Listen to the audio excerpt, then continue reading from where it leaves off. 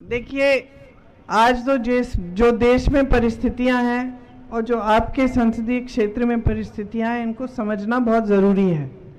आज आपके सांसद भाजपा के हैं, सरकार प्रदेश में भाजपा की है और केंद्र में भी भाजपा की सरकार है।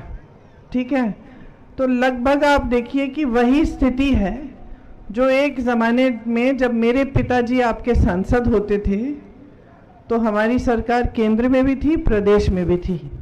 अब पिताजी ने कितने काम कराए, जो यहाँ बुजुर्ग बैठे हैं उनको याद होगा कि कितना काम हुआ अमेठी में, कि देश भर में अमेठी जाना जाता था, क्योंकि यहाँ पे बड़े बड़े उद्योग खोले गए, बड़ी बड़ी सड़कें बनी, यहाँ पे तमाम ऐसे काम हुए जिससे रोजगार बना, खेती हुई। मैं पिछली मीटिंग में बता रही थी कि जब मैं छोटी थी और यहाँ आती थी तो मुझे सफ़ेद सफ़ेद ज़मीन दिखती थी, तो मुझे याद है, मुझे समझ में नहीं आता था कि क्या है।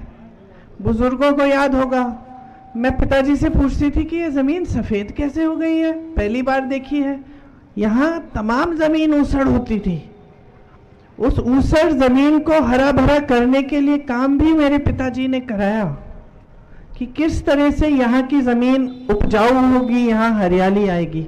आज जब हम यहाँ घूमते हैं तो सारा हरा भरा दिखता है। तो मैं क्यों कह रही हूँ ये बात, क्योंकि समझने वाली बात यह है कि अगर नीति नियत ठीक होती है नेता की, किसी राजनीतिक दल की, तो बहुत सारा काम हो सकता है। लेकिन आज आपकी जो परिस्थितियाँ हैं वो क्या है?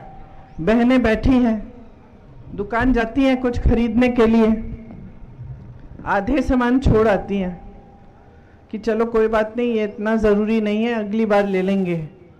आज जो ज़रूरी है वही खरीदेंगे, क्योंकि महंगाई इतनी है, सब कुछ महंगा है। मिट्टी के तेल, चीनी, आपको बोला गया था 13 रुपए किलो मिलेगी, मिलती है? चीनी तो मिल ही नहीं रही है, मिट्टी का तेल मिल ही नहीं रहा है। पेट्रोल डीजल महंगा, सब्जियां महंगी, सब कुछ महंगा है। मतलब ऐसी एक चीज नहीं रही जो सस्ती है, जो आप कह सकते हैं इसका अच्छा भाव है, मैं खरीद सकती हूँ, है कि नहीं? आज आप मेहनत करती हैं, पूरा परिवार मेहनत करता है, आप खेती में करेंगी या कहीं मजदूरी की करेंगी, फिर भी घर आके मेहनत करेंगी। घर आएंगी तो खाना पकाना, घर की सफाई, घर का देखभाल, परिवार के सदस्यों का देखभाल, है कि नहीं?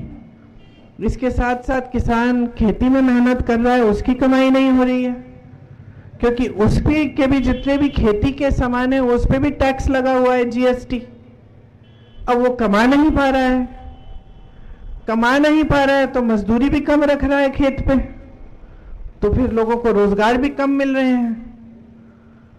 किसान की ये परिस्थितियां हैं कि रात को बैठ के मचान लगे हुए हैं, तमाम मैं आ रही थी देख रही थी, सब मचान लगे हुए हैं, क्योंकि आवारा पशु आपके खेत चल रहा है।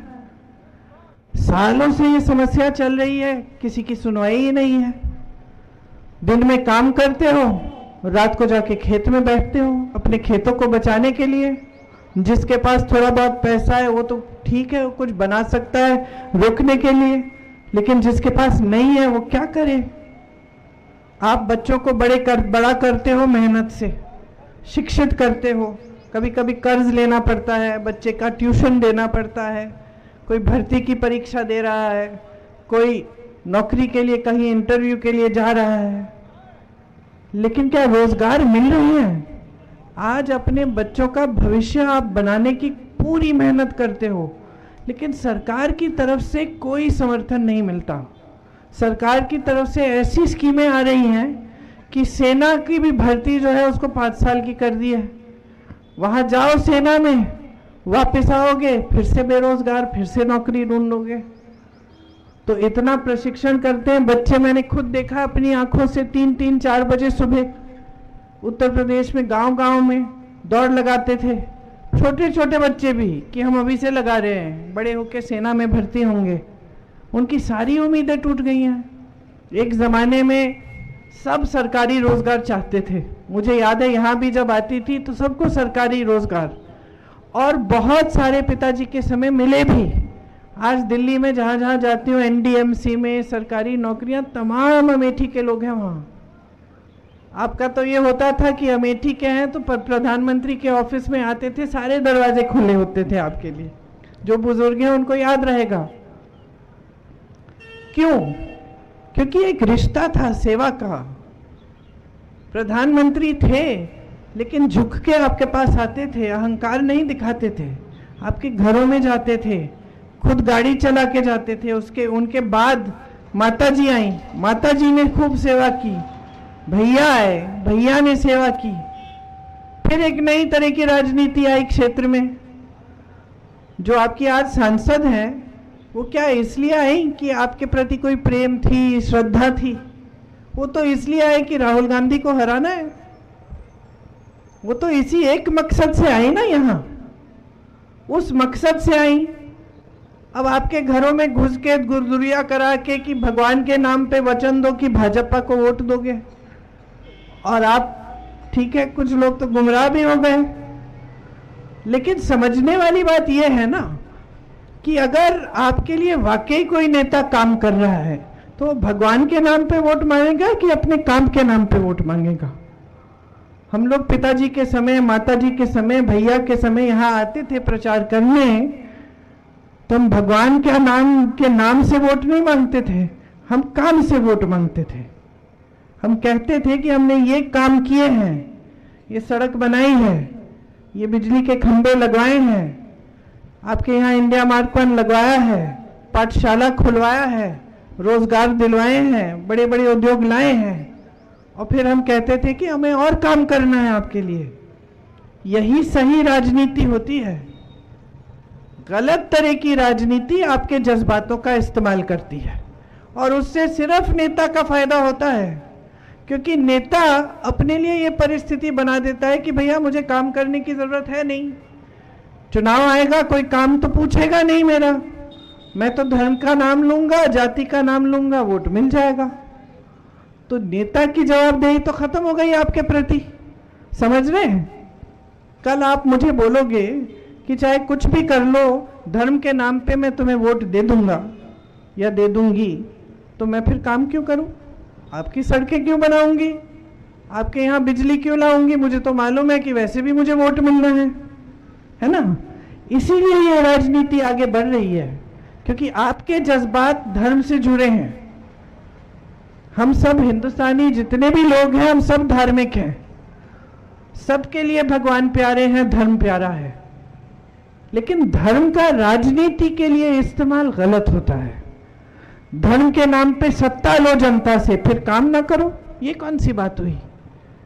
10 सालों से भाजपा की सरकार रही है, केंद्र में भी रही है, प्रदेश में भी लंबे समय से रही है। क्या किया है आपके लिए? आपके जीवन में तरक्की आई है, रोजगार दिए हैं, महंगाई कम की है, कमाई हो रही है खेती से, जितने बड़े बड़े वादे किए थे वो पूरे किए हैं? कुछ नहीं किया, बल्कि ऊपर से कह रहे हैं हम संविधान को बदलेंगे। संविधान को बदलने का क्या मतलब है? संविधान क्या देता है आपको मालूम है? सबसे पहले तो वोट का अधिकार देता है, भोजन का अधिकार देता है, शिक्षा का अधिकार देता है, आलोचना करने का अधिकार देता है, आंदोलन करने का अधिकार देता है। आपको नाराजगी है किसी बात से कि आपको लग रहा है कोई नीति गलत है, आप आंदोलन कर सकते हो।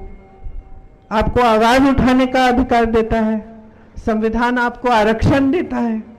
तो बदलने का क्या मतलब है? आपके आरक्षण लेना चाहते हैं, आपके अधिकारों को कम करना चाहते हैं, कमजोर करना चाहते हैं, चाहते हैं कि वो किसी भी हालत में सत्ता में रहें और आप गरीबी की दलदल में ही फंसे रहें। क्योंकि जब तक गरीब रहोगे, जब तक अशिक्षित रहोगे, जब तक बेरोजगार रहोगे, तब तक आपको गुमराह करते रहेंगे ये लोग। और हम उसका विपरीत चाहते हैं। हम चाहते हैं आप मजबूत बने, हम चाहते हैं कि आपका भविष्य उज्जवल बने, आप आत्मनिर्भर बनो।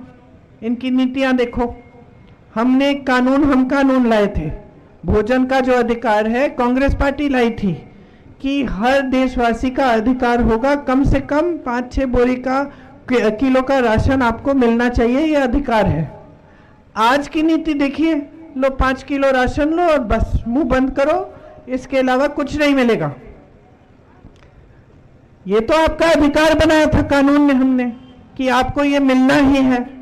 अब उस पे उन्होंने अपनी फोटो चिपका दी मोदी जी ने और दे रहे हैं आपको। उसके अलावा आपको अपने पैरों पे खड़े होने के लिए क्या दे रहे हैं? आप नौजवान हो, कल मैं आपसे बोलूं मैं 5 किलो राशन पकड़ा रही हूं, एक तरफ या तुम बताओ, या तो 5 किलो राशन लोगे या रोजगार लोगे, कौन सा लोगे? कौन सा? क्यों? क्योंकि 5 किलो राशन से तो निर्भर बनोगे, जैसे ही वो राशन खत्म होगा फिर से कतार में खड़े हो जाओगे और राशन दो। लेकिन रोजगार मिलेगा तो भविष्य बनेगा तुम्हारा। तो रोजगार देना, आपके लिए मौके खोलने कि आप शिक्षित हो, आपको रोजगार मिले, आप कमा पाओ, ये तो सरकार का दायित्व है। लेकिन सरकार कर नहीं रही है। आते हैं मंच पे बड़े बड़े नेता, इनके प्रधानमंत्री जैसे नेता, और फिजूल की बातें कर रहे हैं, कह रहे हैं कि कांग्रेस पार्टी धर्म के विरोधी है, कांग्रेस पार्टी आपके भैंस चुराएगी, आपके गहने चुराएगी। कैसी बातें हैं ये? बकवास की बातें हैं। प्रधानमंत्री को खुद एहसास नहीं हो रहा है कि 10 सालों से सत्ता में रहे हैं, दुनिया के सबसे बड़े नेता कहलाए जाते हैं, भाजपा के बाकी नेता कहते हैं कि मोदी जी जैसा कोई नेता ही नहीं रहा, और अपना काम का हिसाब नहीं दे सकते। ये नहीं कह सकते कि क्या किया है देश के लिए। बड़े बड़े खरबपतियों के 16 लाख करोड़ इन्होंने माफ किए हैं। एक किसान का कर्ज माफ किया हो तो बताइए। उत्तर प्रदेश का किसान 1 लाख रुपए के लिए आत्महत्या कर रहा है। बेटी की शादी होती है, कर्ज लेना पड़ता है। बच्चों को परीक्षा देनी है, कर्ज लेना पड़ता है ट्यूशन को देने के लिए। कि कोई बीमार पड़ता है, कर्ज लेना पड़ता है, और उसके लिए एक पैसा नहीं।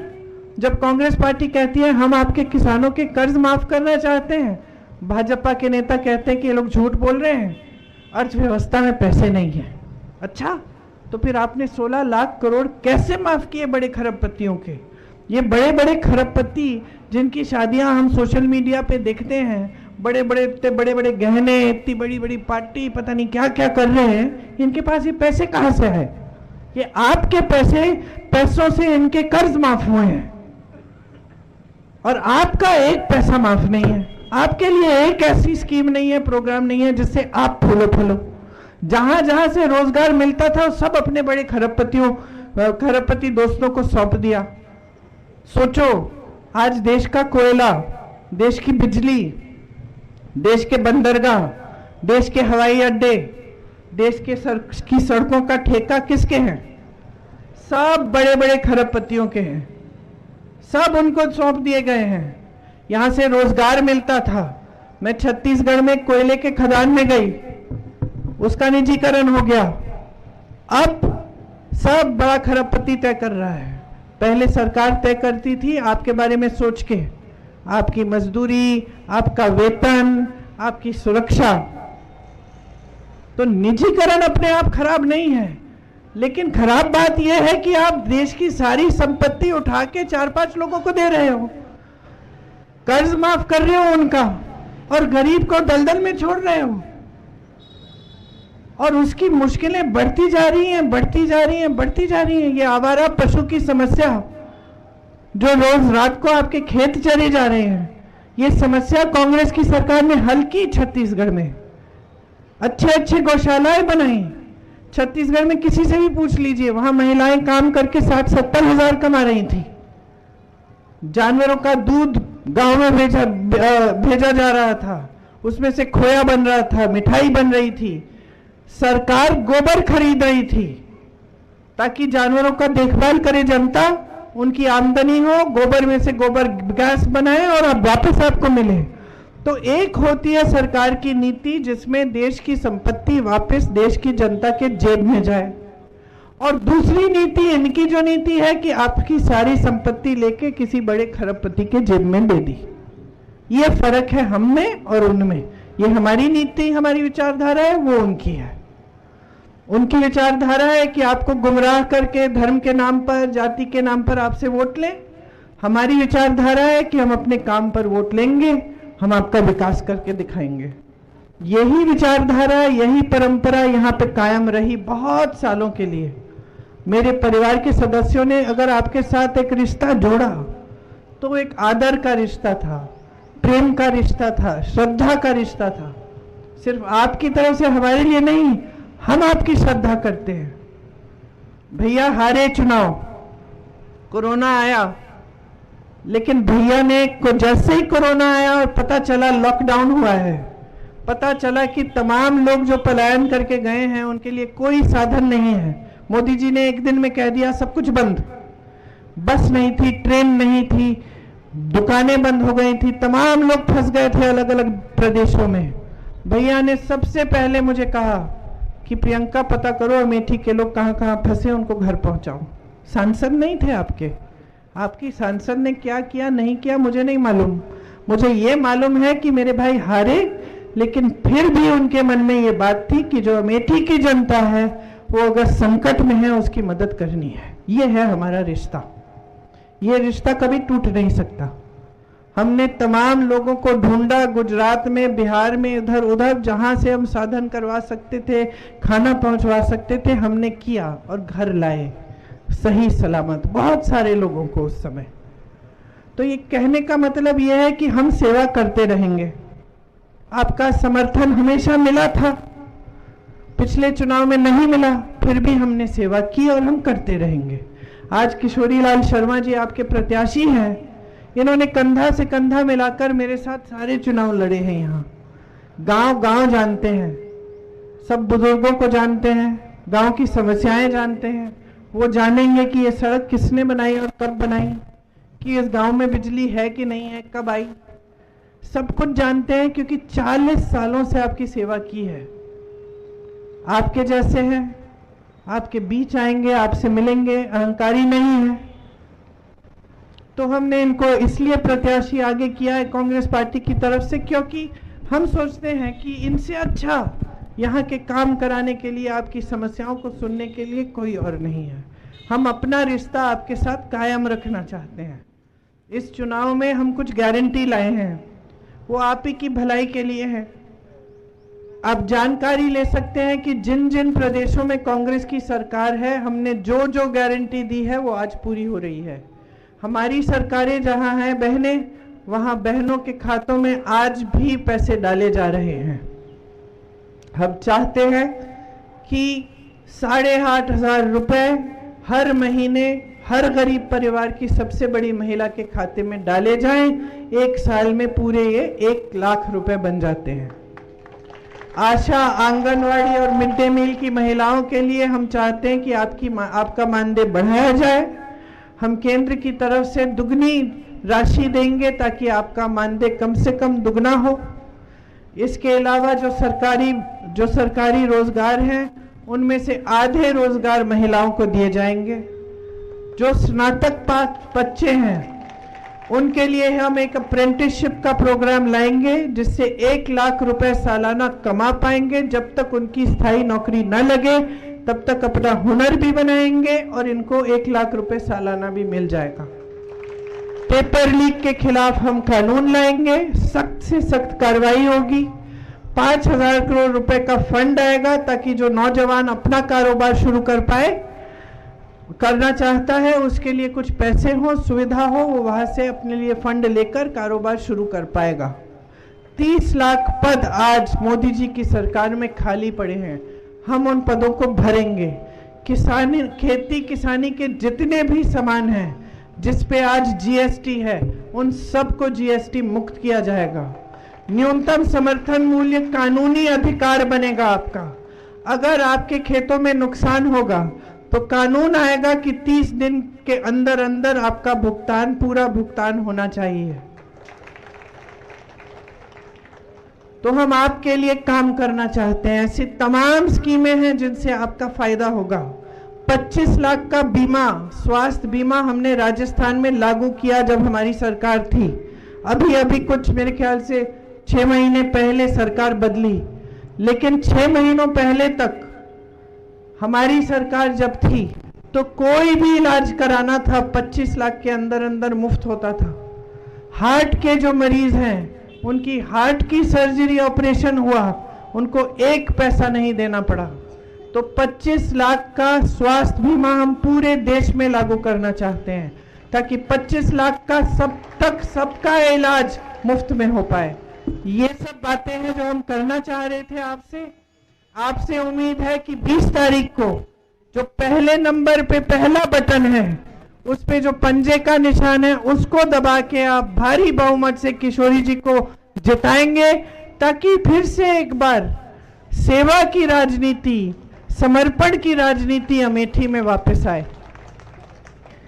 तो आपसे ये उम्मीद है, आशा है कि आप वोट डालने समय मेरी बातों के बारे में सोचेंगे और अपने पूरे विवेक से अपने ही भविष्य के प्रति, अपने ही परिवारों के लिए, अपने आप को सक्षम बनाने के लिए कांग्रेस को वोट देंगे। बहुत बहुत धन्यवाद। जय हिंद। मेरे सपा के भी साथी हमारे साथ हैं आज, क्योंकि इस चुनाव में हमारा गठबंधन है। तो इंडिया गठबंधन एक गठबंधन है तमाम पार्टियों का, जो चाहते हैं कि इस देश में लोकतंत्र बना रहे, कि इस देश में विकास पर आधारित राजनीति चले और सही राजनीति चले। इसलिए हम सब ये चुनाव इकट्ठा लड़ रहे हैं। धन्यवाद।